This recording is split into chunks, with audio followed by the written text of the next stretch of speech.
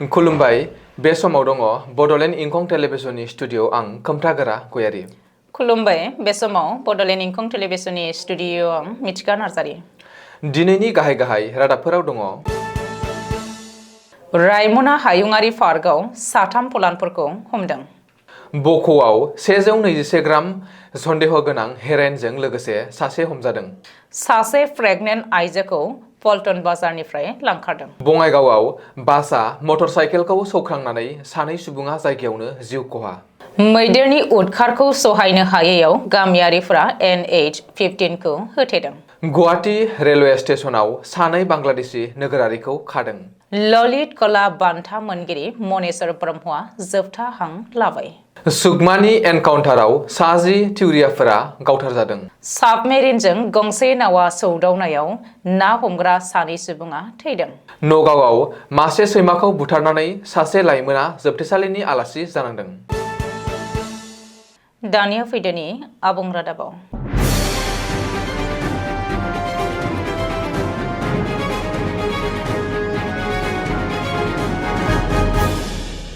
रायमना हायुङारि पार्कआव हाग्रानि जुनारफोरखौ बुथारनायनि दायाव साथाम खाजादों।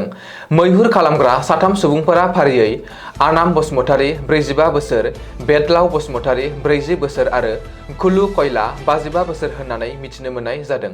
हाग्रा रैखाथि होग्राफोरा मैदेर, मै, मोसा बायदि हाग्रानि जुनारफोरखौ मैहुर खालामनायखौ सोदै खौरां मोननानै मैहुर खालामनाय जायगासिम सौहैना लख्रानि बिगुरजों लोगोसे 5 किल'ग्राम लख्रानि गोथै सह बोखांदों।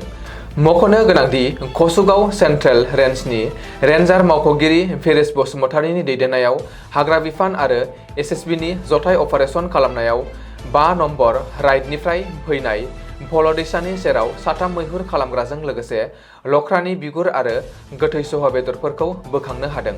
साथाम मैहुर खालामग्राफोरा रायमना हायुङारि पार्कआव भल दैमानि खाथिनि बाहागोफोरखौ ना सारगासिनो दङमोन। राइड नं 4 आव हाग्रा बिफाना आन्दोनि खौरांनि बिथायाव साथाम मैहुर खालामग्राफोरखौ खायो आरो लख्रानि गोथै सह आरो बिगुरखौ बोखांनो हायो। दा मैहुर खालामग्रा बिसोर गासैखौबो केस होनाय जादों आरो बिजिरसालियाव दैथायहरनायबो जादों। बक'आव सिखाव फालांगि खालामनायजों सोमोन्दो थानाय सासे सुबुंखौ खानो हादों। मख'नो गोनांदि स्पेशल टास्क फर्सनि हानजाया मोनसे सन्देह गोनां हेर'इननि मोनसे बेरेखा सिखाव फालांगि खालामनायजों सोमोन्दो थानाय सासे सुबुंखौ खानो हादों। रिपर्ट बायदिब्ला आयेन बेरेखा मुवाफोरनि सोमोन्दै खौरां मोननायनि उनाव STFआ कामरुपनि बक' पुलिस थानानि हेफाजाबाव AS01 FC 8114 नाम्बारनि गंसे गारिखौ हमनो हादोंमोन। बे अपारेशनाव जामलाइनि थागिरि शरीफ आली 46 बोसोरखौ हमनो हादोंमोन आरो हेर'इन गोनां मोनगु साबोननि बाक्सुफोराव 126 ग्राम हेर'इनफोरखौ बोखांनो हादोंमोन। बेनि अनगायैबो सिखाव फालांगिरिनिफ्राय गंसे मबाइल फन आरो नोगोद रांबो जब्द खालामनो हादोंमोन। मख'नो गोनांदि बे जब्दखौ नार्क'टिक ड्राग्स एन्ड साइकोट्रपिक साबस्टेन्स एक्टनि नेमखान्थिखौ मानिनानै गोख्रोङै खालामनाय जादोंमोन, मानोना बिबानगिरिफोरा रायजोआव सिखाव फालांगिनि अपारेशनखौ फोजोबनो खामानि मावगासिनो दङ। गुवाहाटी पल्टन बाजार ओनसोलनिफ्राय बाइक सालायग्रा सानै दुथांफोरा गोरबोआव थानाय सासे आइजोखौ लांखारनाय जाथाया सोराङाव फैदों। मख'नो गोनांदि फिसायजों बेरायनो थांनाय समाव गावसोरनि लागेज लायनो थांनाय समावनो दुथांफोरा लांखारदों। मोनानि 12 रिंगासो समाव पल्टन बाजार थानानि साखाथियाव बे जाथाया जादोंमोन। सोनाब बेंगलनि आलिपुरदुवारनिफ्राय नागालेण्डनि डिमापुराव थानाय गावनि न'आव थांफिननो समाव ट्रेन सोलायनो थाखाय गुवाहाटीयाव थाथ'दोंमोन आरो स्टेशननि साखाथियावनो थानाय लामा सेरनि गंसे रेस्टुरेन्टआव जानो नागिरनाय समावनो फिसाय गैयैखौ खाबु लानानै आइजोखौ लांखारदोंमोन होननानै फिसाया फोरमायदों। बेनि अनगायैबो आइजोखौ दान मोनसेनि गोरबोआव दंमोन होननानैबो मोनथिनो मोन्दों। बबेखानि पल्टन बाजार पुलिस थानायाव फिसाया गोमानायनि सायाव कमप्लेन होनाय जादोंमोनब्लाबो पुलिसफोरा जेबो गोख्रों राहा लायाखै होननानै दाबि दिखांदों। लोगोसेनो थानानि CCTVआव रेकर्ड जानानै थादोंब्लाबो बेनि बागै पुलिसफोरा संदाननो गिखांनायनि जाहोनाव दासिमबो नायबिजिरनाय जायाखै। दिनै शुक्रबार फुङाव बङाइगावआव गंसे गोख्रैयै खारनाय बासआ गंसे खारबाय थानाय मटर साइकेलखौ सौख्रांदोंमोन। रिपर्ट बायदिब्ला फोरोंगिरि बिफाया गावनि फिसाजोखौ बहलपुरनि SFS फरायसालियाव दोनहैनो थांगासिनो थानाय समावनो बयथामारिनि नेटिया बाजारनि खाथियाव थानाय जेसिनि नं माहारियारि राजा लामायाव बे गिख्रंथाव जाब्रबथाया जादोंमोन। मख'नो गोनांदि गंनै दावबायारि बासफोरा गावजों गाव अभारटेक खालामदोंमोन आरो सिमाखौ बारनानै गोख्रैथिजों खारगासिनो दङमोन आरो बिसोरनि गेजेराव गुबुन गंसेया गुबुन गंसेखौ अभारटेक खालामनो नाजाबाय थानायावनो उल्था दिगनिफ्राय फैबाय थानाय मटर साइकेलखौ सौख्रांदोंमोन, जायनि जाहोनाव बिफा फिसाजो नजरुल्ला आहमेद आरो शाहनाज आहमेदा जायगायावनो जिउ गोमादोंमोन। बे जाथायनि उनाव रागा जोंखांनाय जायगानि सुबुंफोरा बासखौ सावदोंमोन आरो हेंथा होनानै हायुङारि राजा लामाखौ होबथादोंमोन। बे जाथायनि उनाव जाथाय जानाय जायगायाव सौहैनानै बङाइगाव जिल्लानि डिसि नवदीप पाठकआ बे जाब्रबथाया बांद्राय गोख्रैथिजों खारनायनि जाहोनाव जादोंमोन होननानै रोखा खालामनानै होयो। सुबुं आरो जुनारफोरनि गेजेराव उदखारनि थासारिया रायजोआव बारानिफ्राय बारा जानायखौ नुनो मोननाय जादों।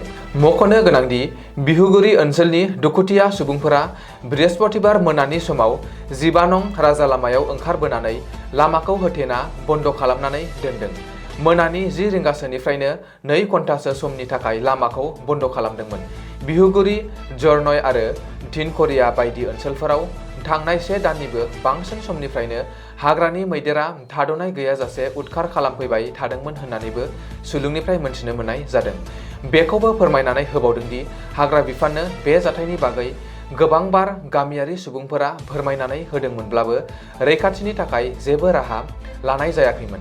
बे लामा होबथानायाव गोबाव समनिफ्रायनो नांथानानै थानाय गारि मटरखौ जिल्ला खुंथाय आरो हाग्रा बिफाननि मावफारियाफोरा मोनानि 11:30 रिंगासो समाव बोस्रांनानै होनाय जायो। बेनि अनगायैबो रायजोनि दाब दाब जायगाफोराव मैदेरनि उदखारजों गोबां सुबुंफोरा भुगिनांनायखौ सरासनस्रायै दासान्दि नुनो मोननाय जागासिनो।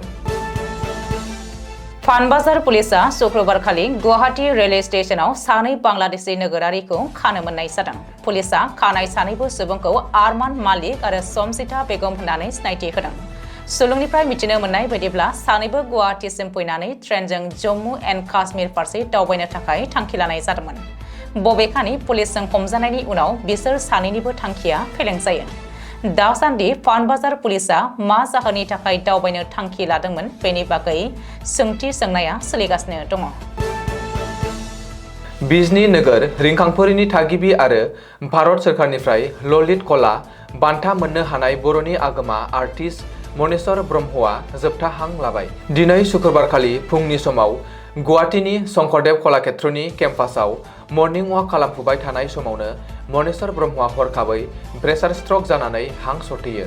मर्निं वाक खालामफानाय लोगोआ हाखु दाखु खाथिनि दिसपुराव थानाय जिएनआरसिआव फाहामथाय होनो लांदोंमोनब्लाबो नाथाय थैनायजों जेननांदों। चिरां जिल्ला बिजनी हलिपारा गामियाव 1967 मायथाइयाव जोनोम मोननाय मनेश्वर ब्रह्मआ आथिखालाव गुवाहाटी श्रीमन्त शंकरदेव कलाक्षेत्रआव आर्ट एबा आखिनाय सेक्सननि मावख'गिरि महरै खामानि मावगासिनो दङमोन। बेनि अनगायैबो साख्रि मावनायजों लोगोसेनो बिथाङा गुवाहाटी IITआव PhD स्कलार महरै रिसार्च खालामगासिनो दङमोन।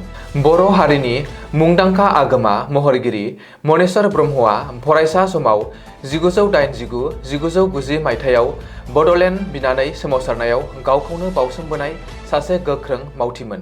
बिथांनि हरखाब रुंसारि जानाय रादाबखौ मोननानै बर' रेबग्रा जथुमा गोथौ दुखु मोननाय फोरमायदों। बर' फिसानि आगोमा महरगिरि मनेश्वर ब्रह्म बिथांनि अबथिरा रुंसारि जानाया थारैनो बर' हारिनि थाखाय सुफुंख' हायि खहा जाबाय होननानैबो गोबां बर' सानसुमैफोरा दुखु मोननाय फोरमायदों।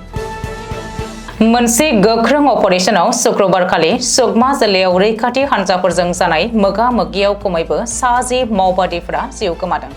बे मोगा-मोगि गावलायनाया कराजुगुड़ा, दंतेवाड़ा, नगरम आरो भंडारफदरनि गुदु हाग्राफोराव बे अपारेशना जादोंमोन। बे अपारेशनाव डिस्ट्रिक्ट रिजार्व गार्ड आरो सेन्ट्रेल रिजार्व पुलिस फोर्सनि मावथिफोरा मैखोमै बाहागो लादोंमोन, जायफोरा ओनसोलाव माओवादी बिग्रायारिफोरनि थाथायखौ दिन्थिनाय इन्टेलिजेन्स रिपर्टनि सायाव खामानि मावदोंमोन। बस्टार रेन्जनि पुलिस नायदिंगिरि सुन्दराज पीआ एनकाउन्टाराव थैनायखौ रोखा खालामदों आरो रैखाथि हान्जाया एनकाउन्टाराव जिउ गोमानाय गोथै सहफोरखौ सिनायथिनायनि लामायाव दङ होननानै मिथिहोदों। मख'नो गोनांदि आइजि सन्देरासा रौनियाफोरा ओनसोलाव मावबादिफोरनि थाथायनि सोमोन्दै फोथायथाव खौरां मोननायनि उनावनो बे अपारेशनखौ खालामदोंमोन होननानै सुलुङाव फोरमायदों। बे अपारेशनाव इनसास राइफल, AK-47 आरो SLR राइफलजों लोगोसे गोबां हाथियारफोरखौबो बोखांनो हादोंमोन होननानै मिथिहोदों। बेखौबो मख'नो गोनांदि रायजो आरो मिरुआरि रौनियाफोरा बावैसो दानफोराव बस्तार ओनसोल आरो ओडिशा छत्तीसगढ़ सिमायाव मावबादि बिगियारिफोरनि बेरेखायै गोख्रोंसिन खालामगासिनो दङ, जायनि थांखिया ओनसोलाव हाथियार दैग्रा बिगियारिफोरनि गोहोमखौ दबथायनाय।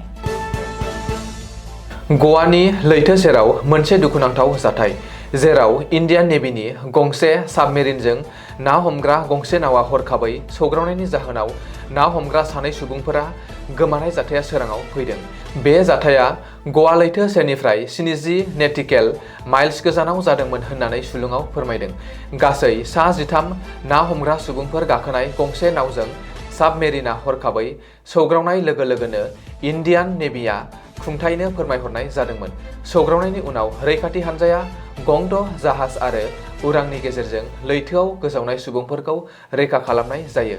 दासान्दि सा 13 सुबुंफोरनि गेजेराव सा 11 सुबुंखौ बासायनो हाब्लाबो गोमानाय सानै सुबुंखौ मोननाय जायाखैमोन। जाहोनाव डिफेन्स मावख'निफ्राय MRCCजों दैदेनजानाय रैखाथि हान्जाया अपारेशन खालामनाय जायो। बे दुखुनांथाव जाथायजों ना हमग्रा आरो नेभिनि थाखाय रैखाथि प्रट'कलआ जिंगासिनो गोनां जादों होननानैबो मिथिनो मोन्दों। नगाव नोगोरनि पुरानि गुदाम ओनसोलाव थानाय मिकिरहाट हाथिगावआव मासे सैमा बिमाखौ बुथारनानै सासे लाइमोना जोबथेसालिनि आलासि जानांदों। शुक्रबारखालि माबा फिसा गोनां सैमा बिमाखौ दिपज्योति सैकिया मुंनि सासे लाइमोना गावनि मा 75 दाउखौ बुथारनायनि रागा जोंनानै सैमा बिमाखौ बुथारदोंमोन। नाथाय सैमानि बिगोमाया नगाव सदर थानायाव सैमा बुथारग्रा दिपज्योति सैकियानि हेंथायै एजाहार होनायाव पुलिसआ दिपज्योति सैकियाखौ एरेस्ट खालामनानै जोबथेसालियाव दैथायहरदों। दिनैनि रादाबा एसेनोसै। गोजोन्थों। गोजोन्थों।